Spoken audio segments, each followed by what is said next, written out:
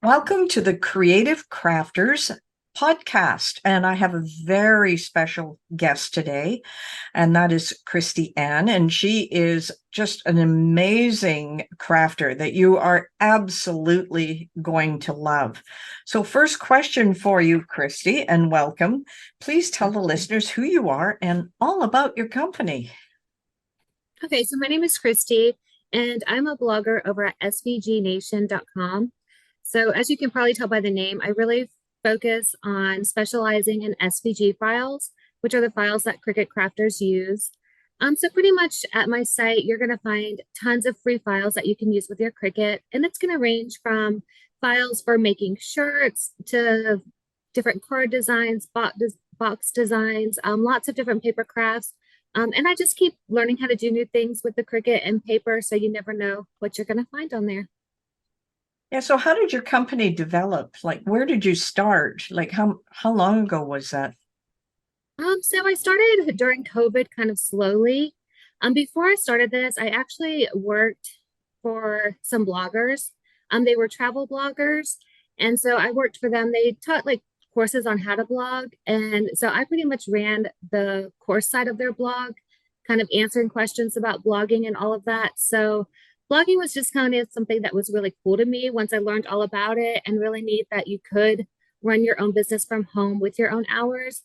So I kind of knew I was going to start a blog when I was working for them. I just kind of wasn't sure what. And so, kind of one of the questions that I would ask people when they were trying to decide what kind of niche they wanted to blog about was, what is something that people kind of ask for your help with? And so for me, that was designing stuff. People were always asking me to create logos or create um, business cards or brochures, or even like those printable stuff for school or birthday parties. So that's kind of where it came, as I decided I kind of first was thinking maybe something with printables. And then when I kind of looked at what was out there and I saw like the Cricut blogs, I was like, that's it, the Cricut, that's it. Because I love seeing all the kids like wearing the cute little shirts and family vacation shirts. And I was like, I want to make those. So that's kind of where it started. I kind of took the blogging passion and my online design passion and put them together. Yeah, they have. I mean, your stuff is absolutely amazing. So when you're thinking about a project, you must go through a creative process. So can you take us through that process of going from start to that final design? I don't know that I necessarily have a process. I've kind of been doing a lot of online design throughout pretty much most of my career. I did like online websites for the radio stations to begin with. So designing online is really easy for me. I think more for me, it's just being inspired. And then once I kind of have an idea, I can just get behind the computer and design it. But when it does come to these paper crafts, especially like last Christmas, I made this advent calendar. Those two do take a little more trial and error, because it's almost like involving architect with it, because the measurements have to come up properly. So you do have to kind of cut out the project and test it out, and then kind of tweak any designs that you need to make with it to make sure everything lines up perfectly for that. So Yeah, well, exactly. You know, the advent calendar is an amazing thing, especially if you've got windows and doors opening and that kind of stuff. Those are just fabulous paper crafts. So, but you mentioned inspiration. So, where do you get your inspiration? So I usually just get it from going shopping. Like if I'm just not really sure on what I want to do, I just run errands. Like a lot of what I started doing with paper crafts is maybe seeing some things in the store and then being able to recreate it at home, whether it's like a decoration or a card or something like that. Or I'll even just go to the mall and that might inspire me on some shirt design. So I just go to the store, walk around and maybe take pictures of stuff that I like that kind of inspire me, and then I can make something similar, recreate it. Uh, Touring around a craft store or something else, or even the dollar store, I find that there's, oh, I can make that. But the thing in the back of your head always comes up, can I make it exactly the same or make adjustments to it? And can I make it as cheap as I could buy it? It's that all question. I can buy it for $2, but I can make it for 72. But I know that that's not going to happen with your stuff.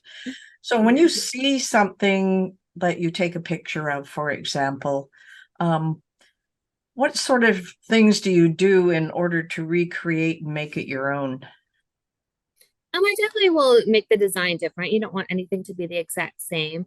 I think it's more just getting ideas like, actually I have a card that I want to make. It was a that I've been wanting to make for like a year, but my daughter got this neat Christmas card for Christmas, and when you open it up, like an elf sticks out its hand with like a gift card, you know. So I do want to kind of do something. I think that was really neat how the gift card pops out with it holding it in its hand.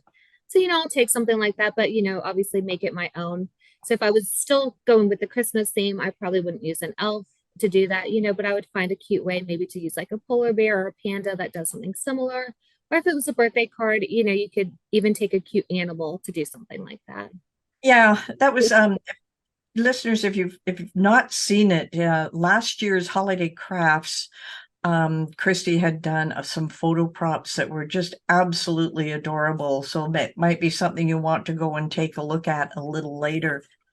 An amazing designer. So what do you find the most challenging aspect of your work? I think really summer was challenging. I had all the kids home and they all had to be places at different times. And I found very, very, very little time to really work on my blog or crafts.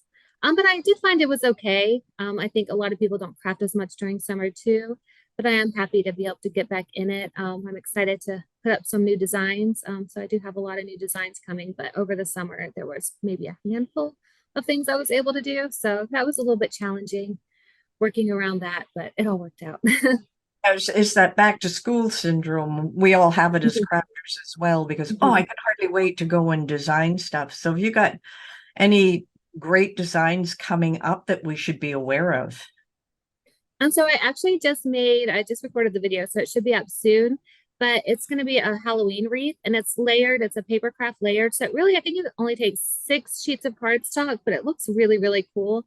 It's kind of going to be great for, you know, if you're a teacher to decorate your door with, because obviously it's made from paper. You don't want to put it outside. It'll look great above like the fireplace, or like my kids, they love to decorate for the seasons. So put them outside your kids' doors to kind of decorate. So just something like that with it. So I just did a Halloween design and I love how it turned out. I'm hoping to get that up probably in a week or two on my blog over at SVG Nation. And then I also want to do like a Thanksgiving one and a Christmas one just because I love how that worked out. So I do want to kind of stick with the getting different wreaths for the different holidays. I think still have a few more gift box designs, you know, a little more intricate. I love the one that I just did for Mother's Day. It kind of uses a layered look to make it really fancy, so you don't even have to wrap the box. So I think I want to come up with some more of those for Christmas time as well. And I'm sure there's going to be a lot of other things as well. Wow, you've got a lot on the go, and this is the season. So what advice would you give someone who's interested in doing what you do? So I would just say the best thing is just start right now with what you have. I think a lot of people, you know, they worry, well, I don't have the best of this or I don't have this. And you just have to start with what you have. Like right now, even if you see my videos, you'll notice I'm really not in the videos. And that's just because I don't have the space for it. I finally, when I started doing videos, I made myself a little nook at the house. You know, I have a tween and 3 teens, so I get very little space in this house. So, you know, you figure out what you can do with where you're at and let it grow. And you know, when I started my blog, you know, like I said, I went out and got the Cricut then, and I just got the Cricut Explorer Air 2 at the time, and actually that's what I'm still using. I kind of figure eventually I'll get the Maker so I can graduate into some projects that just the Maker can do, but I just have so much I can do with the Explorer, so I haven't even bothered to get it yet. So, you know, you don't need the fanciest stuff, you don't need a lot of space, and you just have to do what you can do with what you have. Yeah, I really agree with that. Most people figure I have a big craft space, but I live in a small apartment near a park in Vancouver. But if I stretch my arms out one way and stretch them the other way, that's it. That's what I've got. And you try and take care of it. So do you use a lot of like scrap paper in your designs as well? Do you keep your scraps? People are always asking me questions. What do you do with the scrap paper? You just throw the excess out or do you use it within a design? So I have a whole drawer of scrap paper, and I forget to go through it sometimes. But then sometimes when I am making a paper craft, I'll pull out my scraps and only use scraps if it's something smaller. Obviously, if you need a full sheet of paper, But yeah, the scraps are really good for cards, maybe not the base of the card, but all the designs on cards, or especially gift card holders. Even like adding little decorative pieces on boxes. And another thing that you can actually do with scrap paper, like if you have small pieces, if it's not all one design, you can place them individually places on your mat and then like edit the mat design to cut in those places. And that's a good way to use your scraps when it's not like a full piece of paper as well. So it's pretty Yeah. easy to use scraps. Yeah. Yeah, I love my scraps too.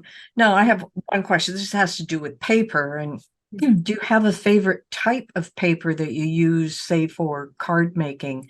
Is it a medium cardstock? Is there a favorite brand? Is there something that you particularly like? Um, there is one brand I really like. It's off of Amazon. I cannot remember exactly the name of it. I probably should remember these names. But there's also the 100 pound card, like cardstock weight, and I really like that, especially if you're doing like the wreaths or boxes, or especially like the advent calendar. I did use the 100 pound weight stock on that, and I ordered that off Amazon. And when I do projects, I do link to like what paper I've ordered and I'm using so that people can know if they want to use that one or something similar.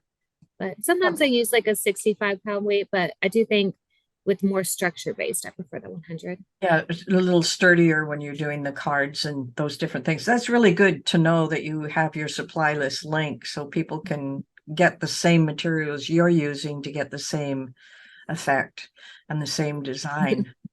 Yeah. So Okay, one last question, and this is, tell us how our listeners can connect with you. so you can connect with me. I do have like a Facebook and a Instagram account, so you can connect with me there. I'm probably not as active on those as I'd like to be. I hope one of my goals is to get more active, but I do have an email list, and you can get signed up for my email list by downloading any of the designs from my blog at svgnation.com. And I do encourage people to respond to those emails if they have questions, need help. That's probably one of the best ways to get in touch with me. I'm very active at checking my email, so you can contact me there. But again, if you do message me on Facebook, I do check those. I'm just not quite as active, but it is a goal of mine to be more active there. Great, thank you. Our guest today has been Kristi, SVG Nation. So I really hope that you will visit svgnation.com and say hello to Kristi, get on her email list, and just take advantage of a lot of her wonderful designs. So until next time, happy crafting.